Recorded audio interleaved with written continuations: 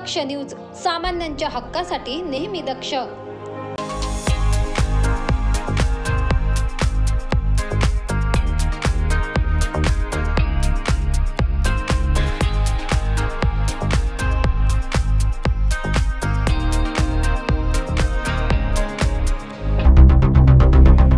त्र्यंबकेश्वर तालुक्यात रस्त्याची अतिशय दयनीय अवस्था झाली आहे। यामुळे नागरिकांना नाहक त्रास सहन करावा लागतोय।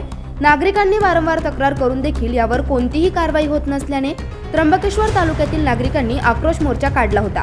मोर्चावेळी 2 जानेवारी रोजी आंबोली जव्हार फाटा येथे आक्रोश मोर्चा काढून रस्ता रोको करण्यात येणार असल्याचा इशारा नागरिकांनी दिला होता। त्या अनुषंगाने आज मंगळवार दिनांक 2 जानेवारी रोजी आंबोली जव्हार फाटा येथे रस्ता रोको करण्यात आला।